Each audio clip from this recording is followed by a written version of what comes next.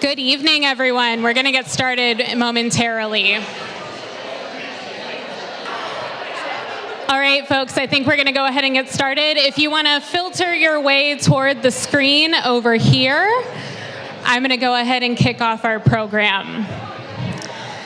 Okay, good evening, everyone. Welcome, and thank you for joining us at Legal Voices 2024 Cocktails for a Cause event.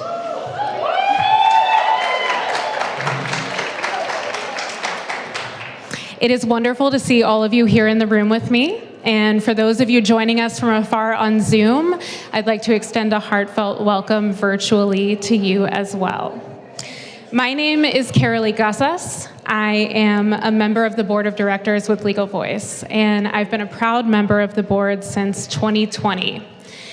And what a time to join a board that was, let me tell you. But I did, and I did in part because of what this organization already meant to me at that time. So while I still have the power of this microphone in my hand, I want to take a moment to tell you some of the reasons that I love Legal Voice. I first met a Legal Voice lawyer when I was in college, and I was a gender studies minor in college. I also served at the time on the Washington State Supreme Court Gender and Justice Commission as a student liaison. And what that experience gave me was the opportunity to meet a lot of incredible attorneys and advocates throughout the state, one of whom was David Ward. Yes. David Ward is a former senior staff attorney with Legal Voice who I'm sure many people in this room know and love. And I specifically mentioned David because he was one of the first people outside of my gender studies classes who I heard explicitly and repeatedly call out that gender is not a binary, and to acknowledge explicitly and repeatedly that gender itself is not the only factor that influences an individual's experience with gender-based discrimination and violence. So that stuck with me as a mixed-race person. That hit home. And I kept following Legal Voice's work. And when I went to law school, I decided I wanted to extern with Legal Voice. And during that externship, I found myself at a table filled with Legal Voice staff members, all working every single day to better understand the impact that all varieties of gender-based discrimination can have on individuals and communities based on other identity factors aside from gender. And to become better advocates every day because of that understanding. Now, I am a practicing lawyer now. It has been, thank you. It has now been many years since I was an extern. And this organization has gone through a number of changes in that time, many of which have really focused on centering that work. I'm talking about Legal Voice's decision to commit to a shared leadership model. And I'd like to acknowledge my co-directors in the room. Please raise your hands. Round of applause for Kelly, Reedy, and Karat.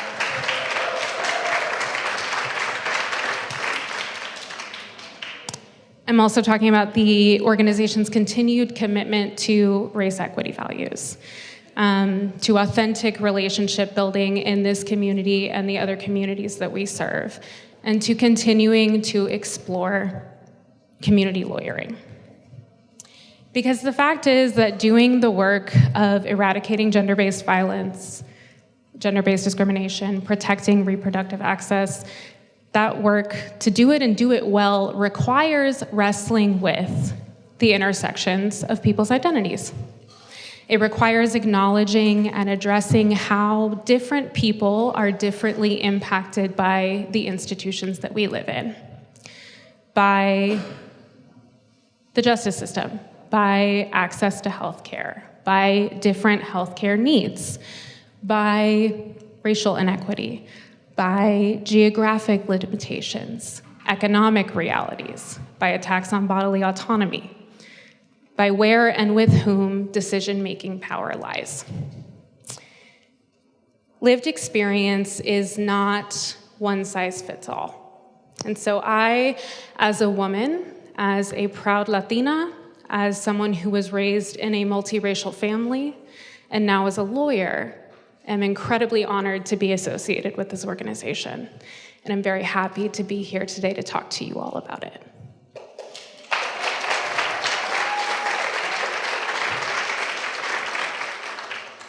Thank you. But that's enough about me. So we have a really great event planned for you tonight. But first, I have a long list of thank yous that I'd like to get through. Now, for some of you in the room, this may be your very first time at a Legal Voice event. And if that is the case, welcome. We are so happy that you're here, and we are very excited to help you figure out the reasons why you love Legal Voice. For those of you who are returning supporters, I want to say a sincere and heartfelt thank you for your continued support for our mission and our organization. I would also like to thank our incredible sponsors, whose contributions to this evening really, really helped us make this event a success. So major thank you goes to our event sponsors. If you're here, please feel free to cheer. Stoll Reeves. Skellinger Bender. Davis Wright Tremaine. And my firm, BCLP. A massive thank you also to our friend sponsor, First Security Bank. And finally, a big shout out to the Inatai Foundation for their generous support of our 2024 events and also their in-kind support in the form of providing event space for those upcoming events.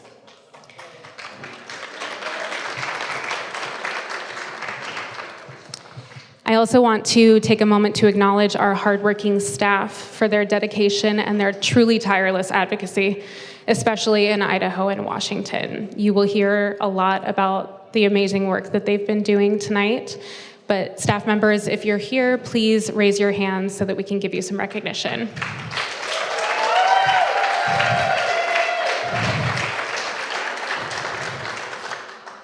Additionally, a heartfelt thank you to my fellow board members for their leadership and guidance. Board members, if you're here, and former board members too, please raise your hands.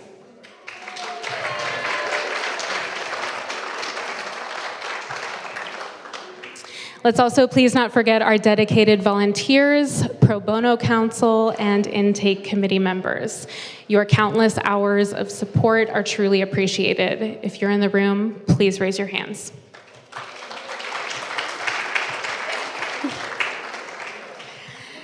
Finally, a special mention to the team from That Brown Girl Cooks for the delicious food. If you haven't had a chance to get a plate yet, please do. Thank you to Axis Pioneer Square for hosting us in this gorgeous space for the second year in a row. Lucas, thank you to you for all of the tech support, genuinely invaluable. And Patrick, thank you for your work with the photo booth tonight. I can tell you, my folks have already visited there multiple times and will continue to do so. Please join us. Again, to our friends joining online, we thank you so much for being here with us tonight. And with that, I'm going to pass the baton. So to kick off our program this evening, I'd like to invite Bill Mitchell, Idaho Policy Council, to share some of the incredible work our team has been doing in Idaho. Of course. Thank you so much. I'm just going to leave this on. Okay, so I had to prepare my remarks. And I'm not as smart as Carol Lee, so I couldn't memorize it. But now I realize she had a teleprompter this whole time. No, you're not supposed to tell them. All right, in addition to that long list of thank yous, I also have a couple of special honors that I'd like to share with you tonight. First, I want to introduce you to that handsome man right over there in the blue suit. That's my partner, Cornelius. So he's originally from Grenada, Mississippi, so this soul food meal tonight is really hitting home for Neely. He grew up in Mississippi but was raised in Anchorage, Alaska. and spent some of his youthful years there as well. But that was his last Army posting. He got out in February, and now he's mine in Idaho. So we just arrived in Seattle yesterday from Boise, and it's so important for us to visit civilization from time to time. We have months on end out there on the frontiers of democracy in Idaho. Neely, when he finished up his active duty in February, I think he's had some genuine concerns with what life is like in Idaho, and that joke never gets tired, but it starts to feel kind of scary too. Contemporary life in Boise is a challenging way of life, but I'm glad to have his big smile supporting me every day, and during the legislative session, it's great to really decompress and have that support back at home. And I also want to send some deep appreciation for my colleagues at Legal Voice, including our shared leadership team, also our officers and our board of directors, our intake committee, which also functions very importantly for the work we do at Legal Voice, as well as my friends on staff, and especially the tireless patience of my day-to-day work family, Wendy, Kelly, and Lee. And Lee is here as well, right, Lee? Thank you so much. Lee is our legal fellow. She is a recent graduate of the Georgetown Law Center, and they are now, in addition to a legal fellow at Legal Voice, also a staff attorney. So thanks so much for all your work as well, Lee. That Idaho work family, supported by our home team here in Seattle, has been working on two very big things recently. First is the legislative session, and a case of growing importance and impact nationally, and that's the case we call Matsumoto versus Labrador. First, let me talk about the Idaho legislative session for 2024. It has been a bear. Other lobbyists that I work with, that's ACLU, Planned Parenthood, Add the Words, a couple of other really important organizations in Idaho, we always say we've never seen a legislative session as bad as this one, until the next year when we say the same thing again. With the war on abortion access almost 100% complete in Idaho, the legislature turns its wrath this year on another group, the LGBTQ community. And they made a scary attempt as well, right out of the gate, to do something called fetal personhood. If you're unfamiliar with the term, it's the idea of giving the rights that we enjoy, civil rights, to fertilized embryos. Friends, it's the Wild West in Idaho, where legislative rules can be bent or broken to pave the way for a far-right agenda.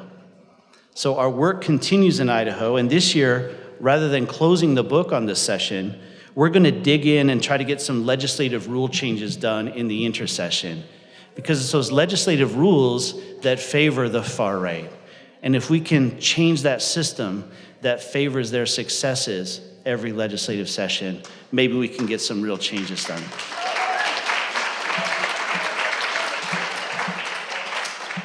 Also, I think the secret's out, although we've tried to keep it confidential for a while, that we're going to run a ballot initiative in Idaho. That announcement will be made any day now, and if you're following through push notifications and on all the email lists, you'll see that pretty soon. It's a separate group that's formed. We have a seat at that table. Legal Voice has a seat at that table to make sure that the language the ballot initiative uses reinforces the work we're doing both in the lobby and in our litigation efforts. Now, on to Matsumoto versus Labrador. That's a facial challenge of Idaho's first in the nation abortion travel ban. It's been an amazing experience for us, with advocates around the country reaching out to Legal Voice to say, what are you doing? How are you doing it? We're seeing something like this in Tennessee too. How did you do it? It's become the gold standard for how to run a case of this importance. We think, whenever possible, it's important for us to take a stand against the infringement of rights that we regard as fundamental rights, and Matsumoto is definitely in that category. Legal Voice paired with a stalwart advocate as our cooperating counsel in Boise, and that's Wendy Olson, who served as President Obama's appointee as U.S. Attorney for Idaho, and now she's a partner at the powerhouse firm Stoll Reeves. While Wendy Olson has been the face and the voice of our case in court, and will be again in May as she argues before the Ninth Circuit, we lean heavily upon her firm's resources, and we could not have done any of the important work or reached any of our meaningful victories in that case without the professor. Who is the professor? That is our other senior strategist in our case, Jamila Johnson. For anyone who's been to law school, and let's just get a sense of how many that is. Raise your hand, would you please? Yeah, okay, so, all right. A lot of folks, you realize that you end up with one legal subject that comes to you a little more easily than other subjects or other courses. For some, it might be constitutional law. For others, it might be criminal law, contract law. For me, I like to say it was Murphy's Law. For Jamila Johnson, it was definitely constitutional law. I have never met another attorney with such a natural, passionate, pragmatic, and complete appreciation for the rights, responsibilities, prohibitions, and liberties that flow from our Constitution. And that, to me, is why she'll always be the professor. Former Legal Voice board member Jamila Johnson is senior counsel at the Lawyering Project, a national nonprofit that uses the law to protect the dignity of people seeking, providing, and helping others obtain reproductive health care. She mainly represents abortion helpers in banned states, like Idaho, who work with pregnant people crossing state lines. While originally from the Pacific Northwest, where she practiced a decade at Schwabe, Williamson, and Wyatt, she now lives and thrives in New Orleans. Between private practice and her current role, Jamila has worked with people in prisons across the Deep South as a civil rights attorney.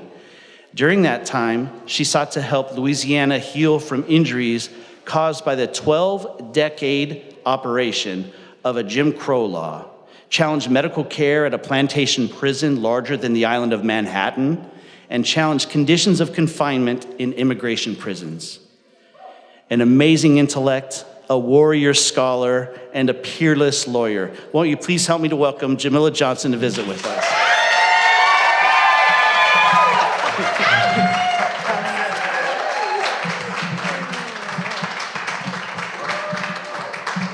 How to live up to that introduction.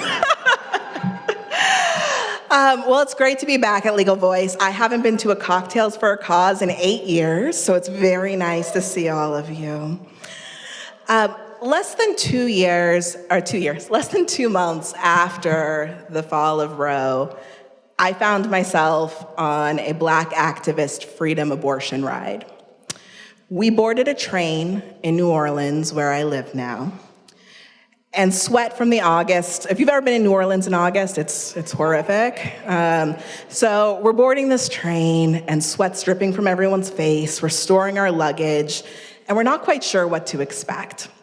I put the luggage away, and I find a spot far enough away from the camera crew that followed us onto the train, and began what this freedom ride was. And our fearless leader was fantastic. There were freedom songs, there was a tambourine, there was like this sense of feeling for both the folks who lived in Louisiana, those who were with us from Mississippi, and those who were with us from Tennessee, that like we were being active in a moment of panic.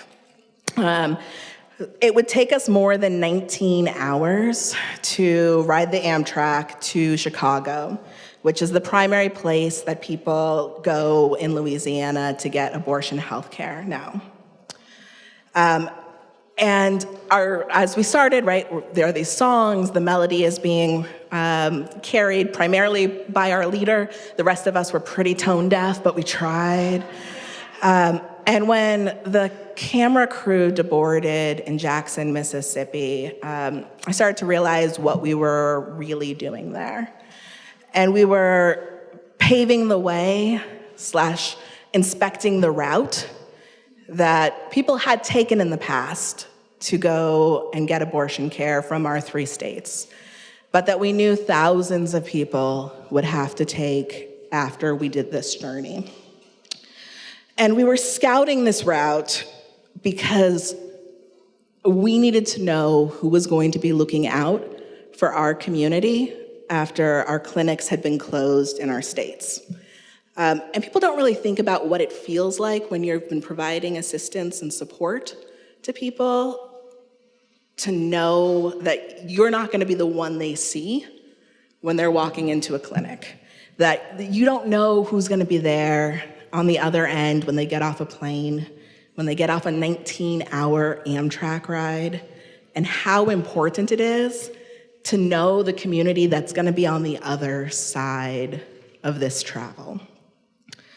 And nearly 40 hours on an Amtrak surprisingly made me feel active, right? It was like I was doing something with all of the nervous energy that I had after the Dobbs decision. Who felt that nervous anxiety during that May time, the after time, right? I just didn't know what to do with it. Yes, anxiety. And this trip was where I put it, right? And I don't need to explain what Dobbs was to anyone here, but as a direct result of Dobbs, I became one of the more than 25 million people capable of reproduction who lives in a state that bans abortion.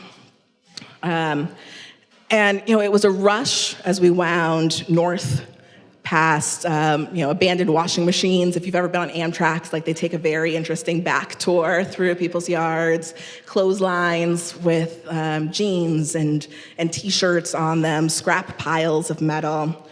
And with all of that time looking out the window, I started thinking about travel and just how hard it is to travel, especially if you've never left the state before. And I started thinking about what I'd heard from so many of the folks who provided direct services in Louisiana, that a lot of their calls were people saying, I've never been on a plane. I've never left the state of Louisiana. You want me to go where, right? And travel on the best of days for a lot of folks is hard.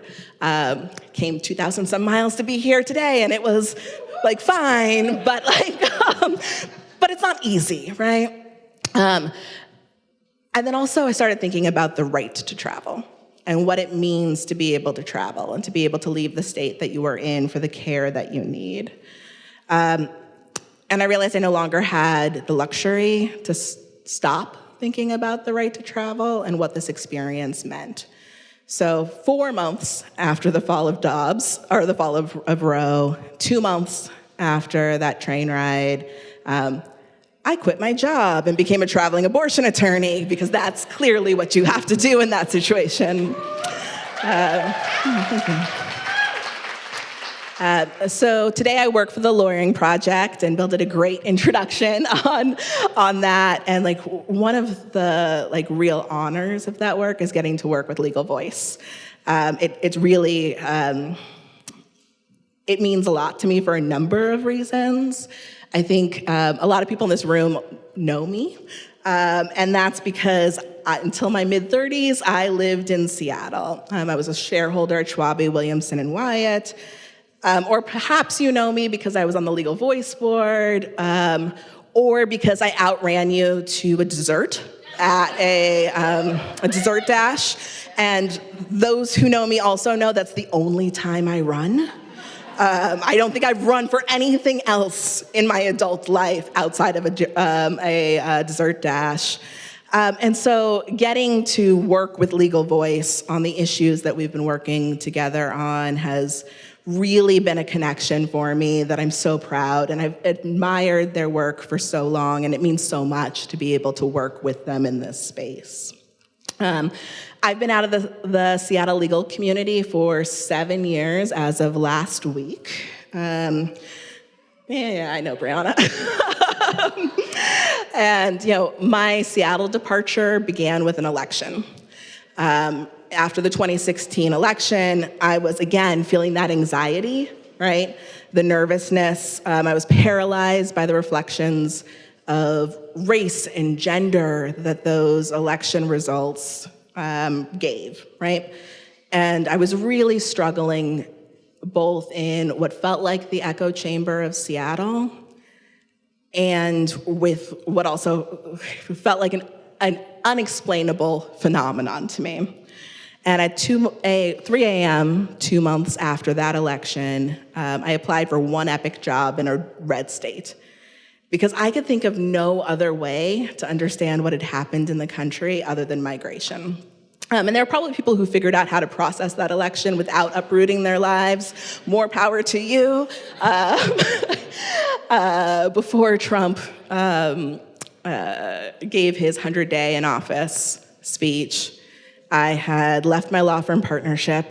I had sold my condo 2 blocks away. I really miss it.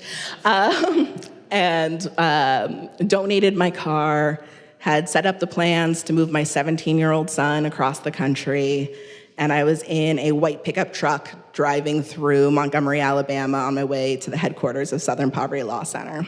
And like that trip for me was all about like not understanding the division in our country and feeling like there was no other way for me to understand what was happening than to go to somewhere that I found inherently terrifying, which was the Deep South. And I just needed to understand what was happening in such a state. And it was a place of like fear, of division, of panic, of like something is different and I need to understand why it's happening. The Chicago trip was very different. My Chicago trip was a space of realizing that we are one country, we are one community, and that people in access states care and will be caring for those who live in banned states. And that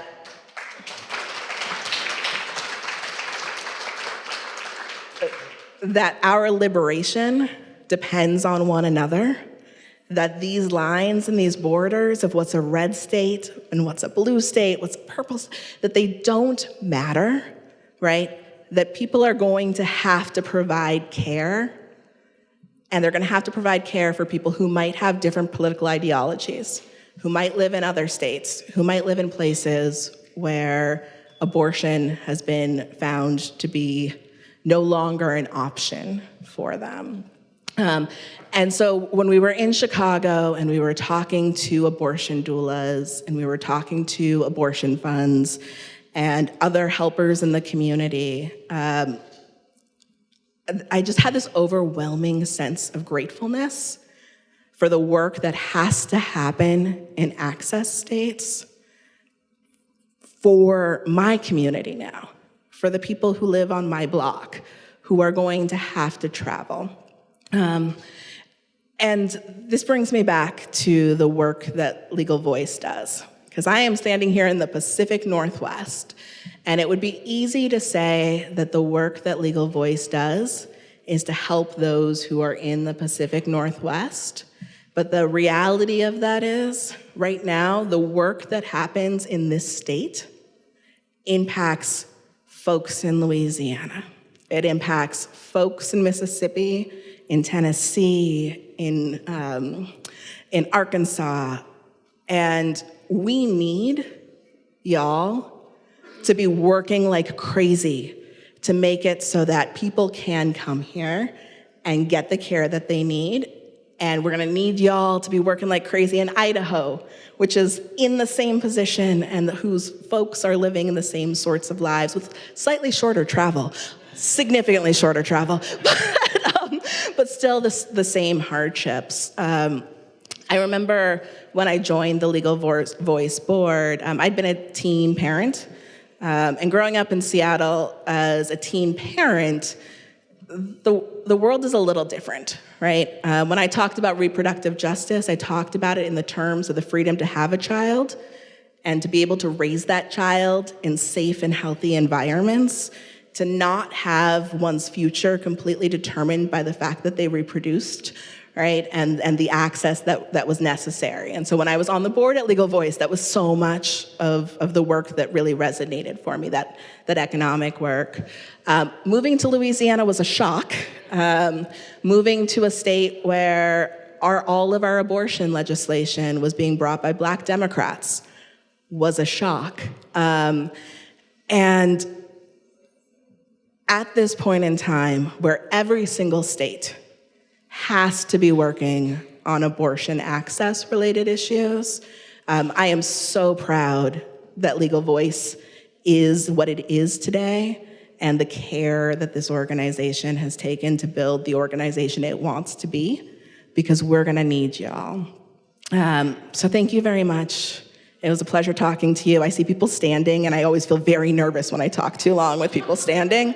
So I'm just gonna leave it here and say, thank you for having me. It's a pleasure. Thank you for being an access state, and thank you for looking out for folks from my community, my current community, in my second community, which is y'all. So thank you so much.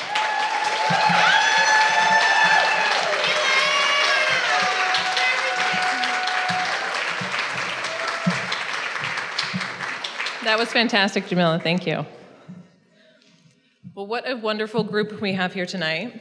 My name is Ashley Walker Brown, and I have the privilege of being on the board of Legal Voice. I previously held this position, and I was delighted when I was offered to come back this year. The reason I decided to come back was deeply rooted in the reason I joined in the first place, which was my deep passion for fighting for gender equality or equity and justice, as well as giving back to my community. My reason expanded in October of 2023 when I was fortunate to become a mother. You might have seen Maisley around here, but she's having a moment with her dad. And I've spent a lot of time wondering, who will she grow up to be? What injustices, struggles, or obstacles could she encounter based on her gender or her race? Will she have access to all available healthcare options she wants or needs? And will she identify as she? And if not, will Maisley's identity be embraced by all without limitations? And the list goes on. So while I can't protect her against all injustices and inequities in our society, I can support Legal Voice in the work that they do every single day that will have a meaningful impact on our loved ones. The work that we engage in is challenging. It's emotional and demanding. But our commitment to the cause of justice and gender liberation remains steadfast. This year, our litigation and advocacy efforts in Washington and Idaho have been pivotal. And thank you, Bill, for sharing updates earlier, and thank you for your work and all of the staff's wonderful work. We prioritize listening and learning from our community and our coalition partners to discern necessary actions. While the pendulum may appear to swing back in the legislature, it only fuels our determination to continue our work. And then speaking of expanding, we are thrilled to announce that we're expanding our work into Montana. So we have 2 full-time positions that we're actively working to fill. Yes, how exciting. We can be more happy to expand our outstanding staff. So your support is indispensable for fueling this expansion. And we deeply value the role that you play in our community. Hopefully, you have been inspired by this evening's events and this evening's speakers, and the work that Legal Voice does. And if not, had a few cocktails. It is Cocktails for a Cause, after all. So to that end, I would like to invite you to consider contributing to Legal Voice this evening. Your support allows us to continue to operate independently of government funding, as well as stay true to our values. So your generosity is what makes it all possible. So you will see QR codes on all your tables to allow you to donate online. You could also opt to write a check and leave it at the registration desk or hand it to one of our wonderful volunteers. Volunteers could raise their hands. They should have wonderful light up rings, or there they are. You could also donate with cash at the front desk. I'm not sure about cryptocurrency, but you could see Kelly, and she could probably figure that out. If you have any questions, please reach out to any staff member or board member. We really appreciate you attending and your support, and thank you for being here in person. Thank you so much for our virtual friends joining near and afar, and we hope that you enjoy the rest of the evening. Have some delicious food, cocktails, and enjoy the wonderful company. Thank you all for coming. Cheers.